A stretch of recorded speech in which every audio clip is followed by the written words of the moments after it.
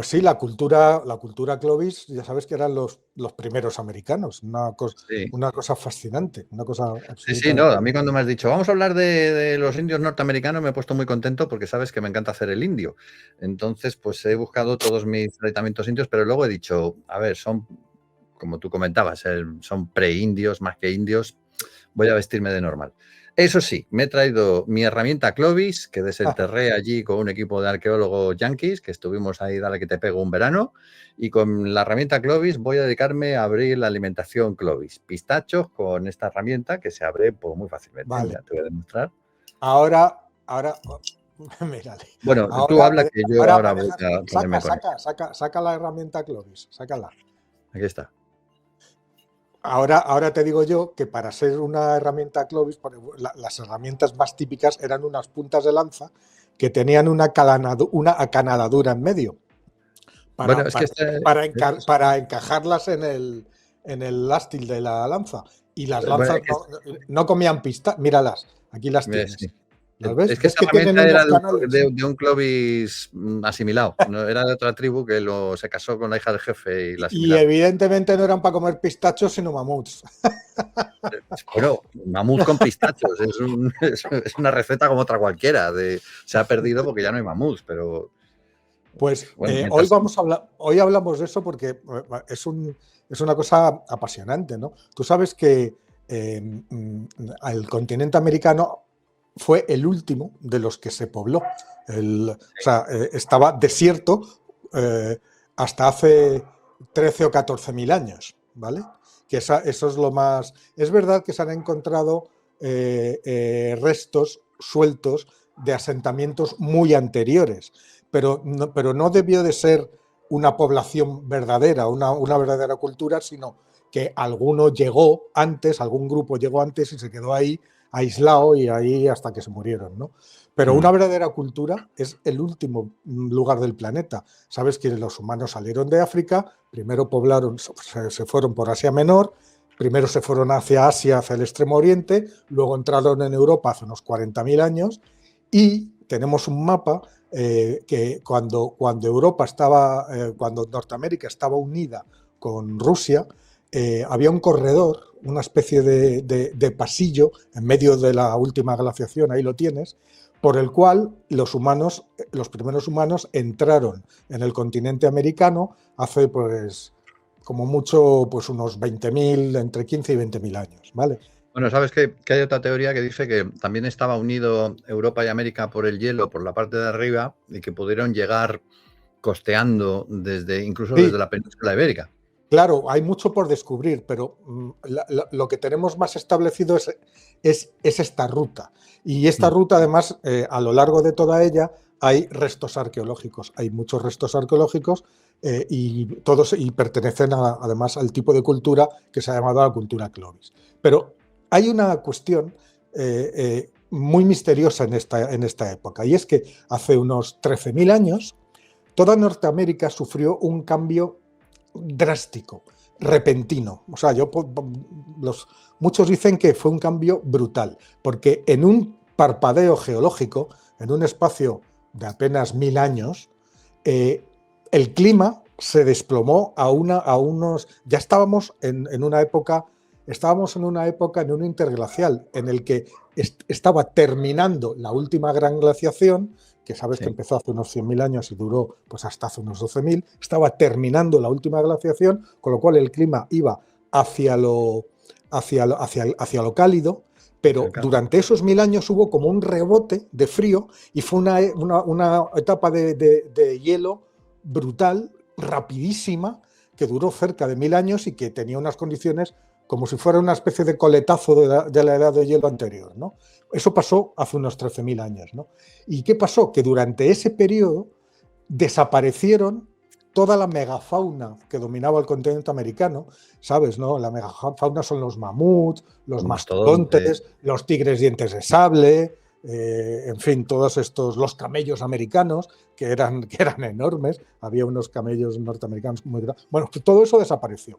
Y claro, y la primera cultura bien definida del continente, que era la Clovis, se esfumó de repente. De repente dejaron de aparecer restos en el registro arqueológico. ¿Qué fue lo que pasó? Bueno, la explicación aceptada por todo el mundo y la más generalizada es que los Clovis sometieron a toda la megafauna a una sobreexplotación, o sea, una sobrecaza, y los extinguieron. O sea, que fue el ser humano el que extinguió a todos estos animales, cazándolos, ¿no? Pero, claro, los Clovis eran nómadas, nunca construyeron ciudades ni pueblos permanentes, sino que eran cazadores-recolectores y iban en pos de las manadas de las que se alimentaban, ¿no? Entonces, al desaparecer estas manadas y con el frío que venía, pues entre el clima y la desaparición de la megafauna, pues acabaron desapareciendo. Eso es lo que se dice, ¿no? Pero hay un grupo de investigadores liderados por un científico de la Universidad de California que piensan que este final fue mucho más dramático. O sea, es otra hipótesis, una hipótesis mucho más atrevida, pero que cada vez tiene más adeptos y que tiene cada vez más evidencias, ¿no? De eso vamos a hablar hoy. Y es que en aquel momento, hace unos 13.000 años, los fragmentos de un gran cometa que se rompió al entrar en la atmósfera terrestre explotaron sobre el hemisferio norte y provocaron todo esto. Provocaron este rebote glacial, provocaron la extinción de la megafauna y la extinción de la cultura Clovis. Esta es una teoría que no está establecida, es bastante controvertida, pero resulta que este equipo de investigadores acaba de encontrar una de las mayores evidencias que respaldan esta hipótesis. Luego te explicaré en detalle, os explicaré en detalle de qué se trata, pero es la presencia de, quédate con esto, cuarzo de impacto. Cuarzo de impacto. Y este elemento, este cuarzo de impacto, lo encontraron no en uno, sino en 3 yacimientos Clovis, ¿no? Lo cual, según los investigadores, esta es la pieza que faltaba para este puzzle, ¿no? Fíjate, te he enseñado antes, hemos visto antes, el rasgo más distintivo de esta cultura eran pues su industria lítica, ¿no? Que estaba muy avanzada, con estas puntas de lanza acanaladas para poderlas encajar en el mástil y hacían unas lanzas que podían lanzar muy lejos y con muchísima fuerza, ¿no? Pero este periodo de enfriamiento, que lo llaman en Estados Unidos lo llaman el Gran Frío, fíjate, y un poquito más científico es el Dries reciente. Pues ya te digo que abarcó un milenio, precisamente de la época que estamos hablando, entre hace unos 13.000 años hasta 11.700, 8.800, y como te he dicho, se produjo en un momento en el que el planeta estaba saliendo de la glaciación. Fue como una especie de rebote. Pero claro, ¿qué fue lo que provocó este rebote? Si estamos yendo de una época helada hacia el calentamiento, ¿por qué este pico, por qué este rebote del frío? O sea, eso tiene que tener una explicación.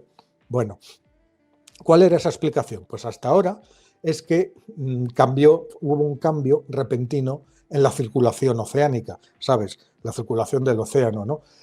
Como se estaba calentando, como estábamos yendo hacia más calor, pues eso suponía que se estaba fundiendo toda la enorme capa de hielo, no como los polos de ahora, sino que llegaban casi hasta los trópicos. Pues todo ese hielo, toda esa cantidad de hielo se estaba fundiendo y al fundirse llevó una cantidad ingente de agua dulce y fría al Atlántico Norte. Y eso hizo como una especie de tapadera de agua muy poco salina, no como el agua del mar, una tapadera que se colocó encima del agua del mar y que interrumpió la circulación, las corrientes del Atlántico, el famoso AMOC, del cual depende el clima de medio mundo, ¿no?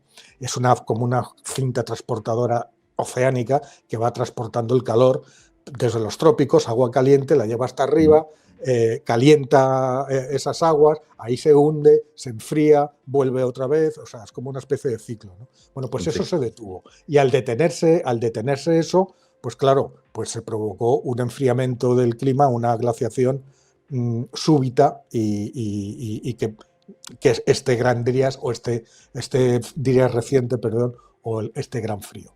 Pero este nuevo equipo dicen que el comienzo de este enfriamiento que fue demasiado rápido y demasiado sincrónico, porque afectó a todo el hemisferio norte, en distintas partes del hemisferio norte, en Europa, en América, fue casi al mismo tiempo, y demasiado destructivo para poder explicarse solo, porque también en Europa hubo extinciones muy rápidas, ¿no?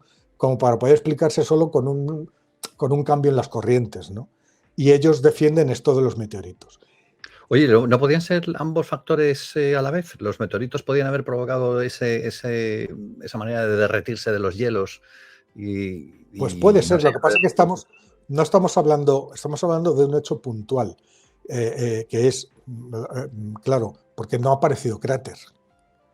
O sea, no hay cráter. Entonces, al no haber cráter, ¿de meteoritos? no, por eso dicen que son fragmentos de un cometa. Ya. Porque los cometas, los fragmentos de cometas que tienen mucha cantidad de agua, estallan en el aire, como lo que pasó en Tunguska en 1908, que no hay cráter, pero arrasó más de 2.000 kilómetros cuadrados. ¿Vale? Porque el estallido aéreo, pues como, a ver, la bomba de Hiroshima no le hicieron caer al suelo, la hicieron claro, sí. O sea, los efectos de esas detonaciones brutales son mucho más dañinas cuando se hacen en el aire, ¿no? Cuando son en el aire. Y entonces, pues, según estos investigadores, la causa del enfriamiento y, por lo tanto, de las extinciones, pues fue este cometa. No es algo parecido al impacto, pues, yo que sé, de un meteorito como el que acabó con los dinosaurios, que cayó en el Golfo, en lo que hoy es el Golfo de México, y lió la lió parda y provocó la gran extinción de hace... No fue eso, sino una especie de lluvia, de metralla, de fragmentos, que pudo ser una lluvia, no todo en el mismo momento, pudo ser a lo largo de meses o incluso de algunos años, cayendo trozos, ¿no? Cayendo varios trozos, porque acuérdate del Shoemaker-Levy, que era un cometa que se estrelló contra Júpiter hace 40 años, que fue el primero que se fotografió. Pues era un cometa muy grande y se rompió en 17 trozos, que estuvieron cayendo durante 2 o 3 semanas sobre Júpiter. ¡Bum, bum, bum! O sea, un bombardeo brutal, ¿no? Bueno, pues algo parecido, ¿no? Y, según estos investigadores, eso desató el infierno. Y es textual. Estas explosiones aéreas, generaron ondas de choque enormes y un calor extremo que, claro, que provocó incendios masivos a escala continental. El humo, el hollín, el polvo resultante, pues como pasa siempre en estos tipos de eventos, bloquean la luz solar, desencadenan un invierno nuclear y eso se suma al enfriamiento oceánico. Es decir, el impacto en sí, sumado a las condiciones de después, fue lo que hizo desaparecer todo. Pero claro, afirmaciones extraordinarias requieren pruebas extraordinarias. ¿Y qué pruebas teníamos hasta ahora de que esto pudo haber sido cierto? Bueno, pues esa prueba extraordinaria la acaban de encontrar y es lo que te dije antes, el cuarzo de impacto. ¿Qué es eso? Son granos de arena de cuarzo que han sido deformados de forma permanente por una presión y una temperatura extrema, muy superior a la que se puede generar cualquier proceso terrestre, ni un terremoto, ni un incendio, ni una erupción volcánica, pero que sí son típicas de un impacto hiperveloz, como el de un meteorito o un cometa, contra la superficie de la Tierra, que se hace a muchos kilómetros por segundo o contra la atmósfera, ¿vale? O sea, este estallido sí provoca que estos granos de arena de cuarzo se deformen de una manera permanente y concreta, ¿no? Pues no es muy difícil. ¿Y dónde han encontrado esos cuarzos? En tres de los mayores yacimientos de la cultura Clovis. en los tres, ¿no? Claro, ¿qué han hecho? Pues con microscopía electrónica, etcétera, etcétera, pues han conseguido identificar esos granos fracturados y además según un patrón muy específico. Ahora te cuento, en esa capa de sedimento de hace unos 13.000 años, en los tres yacimientos, que es uno que está en Arizona, otro que está en Nuevo México y otro en el estado de California, ¿no? A ver, ¿qué sucede? Porque tú fíjate que esos granos no son iguales en todas las colisiones. ¿Qué sucede? En un cráter gigante como el del meteorito que acabó con los dinosaurios en Chicxulub, que tiene 180 kilómetros, que se dice pronto, también hay granos de cuarzo con fracturas paralelas y muy uniformes. ¿Por qué? Pues porque toda esa roca cayó en un único sitio y las fracturas de los granos de cuarzo llevan todas, digamos, la misma dirección. Se ve que es un impacto boom, así. Sin embargo, un estallido aéreo a baja altitud, como el de los fragmentos de este cometa, lo que genera son ondas de choque que golpean el suelo desde múltiples direcciones. Y eso hace que hay variaciones de presión y de temperatura y que los patrones de ruptura y del cuarzo no son todos iguales, sino que revelan la dirección de la que vino la onda de choque. Y en un estallido aéreo las ondas de choque vienen de muchos sitios. No son fruto de un único impacto que lleva a una única dirección. Entonces, claro, en ausencia de un cráter, y estos patrones de choque encontrados en el cuarzo, pues el impacto se convierte en eso, en un sello, ese cuarzo, esos granos de cuarzo impactado, se convierten en un sello de una detonación poderosísima. ¿Y cómo han encontrado esos granos? Porque claro, una cosa es encontrar un pedazo de roca que dices, bueno, esto puede ser un trozo de un fragmento de la cometa, pero unos granos de cuarzo hay que buscar mucho para encontrar unos granos, ¿no? Y bueno, tú estudias la Tierra, lo que hay cuando encuentras un yacimiento arqueológico, estudias todo.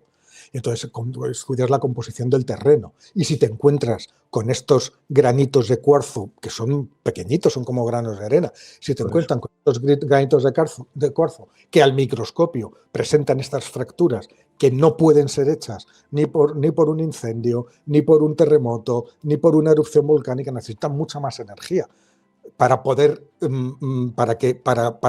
producirse. Y son como huellas, son como cicatrices. ¿Vale? Entonces, sí. Cuando te las encuentras, entonces ya sabes que eso que ahí pasó algo, extraño. Y es que además, ese algo extraño puedes incluso diferenciarlo de un meteorito normal que se choca contra el suelo como te he dicho, por la dirección que llevan esas fracturas. O sea, si muchos granos llevan todas las fracturas son paralelas, tú sabes que eso vino, ¡boom!, y cayó y ya está. Pero si te viene una de aquí, otra de aquí, otra de aquí, otra de aquí, eso es un estallido aéreo, que las ondas, la fuerza del choque viene en muchas direcciones. Y entonces, según donde esté el grano de cuarzo afectado, pues tiene la fisura, esa fractura la tiene apuntando en una dirección, apuntando en otra. Es decir, es un estudio muy meticuloso, pero es que esta es la última prueba, porque antes había este indicio, esta evidencia, viene a sumarse a otras que ya existían, pero que nunca habían terminado de convencer a los científicos porque todas eran susceptibles de otras explicaciones, ¿no? Pruebas circunstanciales que dicen los americanos. Claro, hace décadas, ¿no? Hace décadas. Por ejemplo, en la misma capa geológica del límite del Dryas reciente, sabes que ahí hay que excavar. Para saber cómo era la Tierra hace 13.000 años, tienes que ir bajando, tienes que ir excavando, porque la arena, el suelo, el polvo, tal, se va acumulando, va formando capas, y con los miles de años, una de hace 10.000 años queda enterrada. Entonces tienes que bajar hasta ese nivel. Bueno, pues en la capa del Dryas reciente hay una delgada capa negra que es muy rica en carbono y hollín, y es muy común en Norteamérica. Y eso se cree que era el resultado de todos esos incendios que hubo, o sea, todos esos mega incendios que hubo durante el estallido de estas piezas, de estos fragmentos de cometa, ¿no? Que provocaron lo primero una temperatura infernal, incendios gigantescos, y esta capa negra pues se interpreta como los restos de aquellos incendios, ¿no? Y también hay unas diminutas estructuras de carbono que los llaman nanodiamantes, que solamente se pueden formar bajo presiones extremas como las de un impacto. Que luego son como pequeñas gotas metálicas y de vidrio fundido, que es la forma que adoptan los materiales cuando están calentados a temperaturas tan altas que se vaporizan y luego al enfriarse se condensan en gotas, ¿no?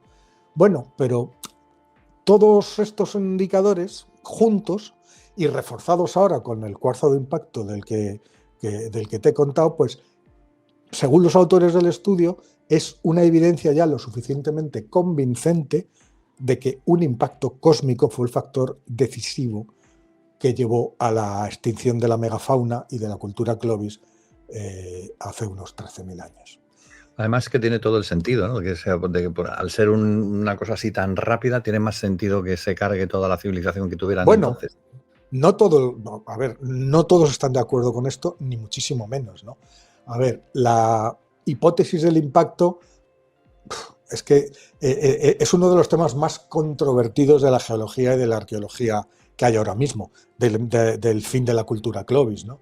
Y a pesar de los hallazgos, la teoría es directamente rechazada, la del impacto, por un gran número de investigadores. ¿Y qué es lo que dicen los críticos? Pues dicen un montón de cosas, ¿no? Por ejemplo, muchos de los marcadores de los que he estado diciendo se podrían haber generado aquí en la Tierra sin necesidad de, según dicen los críticos, sin necesidad de ningún agente cósmico ni de ningún cometa. Las microesferas ricas en carbono pues podrían ser estructuras fúngicas, dicen, o incluso excrementos fosilizados de insectos. Pero claro, tantos como para formar una capa, pues hay la capa negra que tiene y una gran concentración de minerales raros, pues se puede explicar también por otros procesos sin tener que recurrir a la catástrofe cósmica. Así que, con todo lo que te he dicho, la principal alternativa sigue siendo, oficialmente digo, sigue siendo la interrupción de las corrientes marinas debido a la gran aportación de agua por el deshielo, que es lo que te comenté, que esa es la gran teoría que todavía es la dominante para el fin de la cultura Clovis y el fin de la megafauna, ¿no? A mí me gusta más lo del cometa, ¿qué quieres que te diga? Además, pues, coincide con algunos mitos de los indios americanos antiguos, que hablaban de los dioses enfadados con los hombres y cómo lanzaron rayos del espacio para destruirlos. Coincidiría ahí con esas tradiciones orales. Pues mira, este nuevo estudio, que con este hallazgo del cuarzo de impacto como elemento ya casi definitivo, ni siquiera eso ha servido para callar a los críticos, pero sí ha servido para una cosa, para reavivar ese debate que la verdad es que llevaba unos años muy parado. ¿Por qué? Pues porque las evidencias anteriores, ya te digo que no eran eran mucho más discutibles que esta. Habrá que ver ahora. Esto acaba de suceder. Habrá que ver cómo reacciona la comunidad científica, porque ahora empezarán todas las pruebas, contrapruebas, análisis, contraanálisis, posibilidades de que eso se haga de una manera, que se haga de otra, el origen por aquí, el origen por allá. Es decir, ahí hay un trabajo recién hecho por la Universidad de California que dice lo que hemos hablado hoy, lo que te he contado. Y ahora todo eso va a ser hiperrevisado y digerido por un montón de científicos que tendrán que decir lo suyo, ¿no? Esto es como cuando la primera vez que un investigador se atrevió en un congreso de geólogos a decir que la Luna se había formado por el impacto de un objeto casi del tamaño de Marte contra la Tierra, que le había levantado escombros y que tal. Hubo casi una revolución. O sea, se rieron de él, le llamaron de todo. Hicieron falta años para, pasito a pasito, prueba a prueba, darse cuenta de que esa es efectivamente la teoría más probable. O sea, es la que más probabilidades tiene y la que coincide con todo lo que hemos visto que pasa en la Luna, ¿no? Bueno, pues con esto puede ser que pase lo mismo. Puede que se confirme, puede que no que no se confirme, pero si se confirma y es aceptada por la comunidad científica, pues esto es una prueba de que incluso en épocas relativamente recientes hemos estado sometidos los humanos a los avatares de los meteoritos. O sea, que parece que es una cosa que pasa cada millones de años, porque claro, si tú te pones a mirar en toda o sea, no hay registro, hay en toda la historia, desde que somos capaces de anotar acontecimientos, pues hay 2 o 3 casos dudosos de alguna persona muerta por un meteorito, nada más. O sea, que Sí, pero parece esto es distinto, esto es una lluvia de claro, fragmentos. claro, pero esto, claro, pero te quiero decir que es una cosa que es como poco probable, como que eso pasa, pero cada muchos miles de años, eso no sé qué, pero oye, esto no hace tanto, ¿no? Y Sí, sí. acuérdate que una vez... El tema de los cometas, culturalmente, la gente ha interpretado siempre los cometas como heraldos de mala suerte. Y dices, ¿y por qué los cometas y no las estrellas o tal? Y esto podría ser que la humanidad de alguna manera en su memoria genética mantuviera ese recuerdo del desastre de Clovis o de alguno similar que se hubiera producido, asociando, pues eso, la aparición de un cometa a la posibilidad de, cuidado que se nos cae encima. Acuérdate Bueno, que los galos tenían ese también, miedo que también fue... registró Julio César, de que el único miedo que tenían los galos era que el cielo se les cayera sobre las cabezas. Entonces puede haber una memoria ahí de esto. También fue un cometa lo que anunció el nacimiento de Jesucristo. Sí, bueno, era un astro errante, pero no lo califican de cometa en los textos antiguos. Lo Uy, califican ahí como... hay mucha historia en eso, ¿eh? O sea, hay varios eventos astronómicos que son candidatos a eso. Sí. Pero cometas, el que siempre hemos hablado del cometa y los Reyes Magos siguiendo al cometa, ¿no? Pero bueno, ¿qué quiero decir? Pero es verdad, siempre, por ejemplo, en la cultura romana, cada vez que aparecía un cometa atacaban algo, vamos, eso, Bueno, es que los romanos estaban el día atacando gente. Es que eso eran seguro, ¿no? así ellos, oye. Bueno, pues esto es de lo que te quería hablar hoy, ¿no? Que me ha gustado, Has terminado esto. justo a tiempo porque me queda un pistacho nada más Ah, y muy bien. me voy a comer a tu salud y al de los amigos Moss, todos ellos que están ahí al otro lado de la pantalla. ¿Y qué es lo que Nos queda, ¿eh? qué tienen que hacer nuestros amigos Moss? Eso te iba a decir, que nos queda recordar que lo que tienen que hacer es suscribirse si no se han suscrito todavía, dejar el like y los comentarios correspondientes diciendo si les ha gustado o no les ha gustado y qué es lo que sí y qué es lo que no. Y bueno, y distribuir el vídeo si pueden, siguiéndolo a través de las redes sociales y pasarlo a sus amigos y sus colegas. Oye, hay una gente aquí que habla de cosas de ciencia y además es entretenido y aprendo mucho. Pues ya está, no lo Pues queréis para fenomenal. Pues nada, transmitir. pues con esto y un bizcocho, hasta el viernes siguiente a las 8. Oye, que es verdad. Pues nada, Mos, somos Mo. Nos vemos en una semana.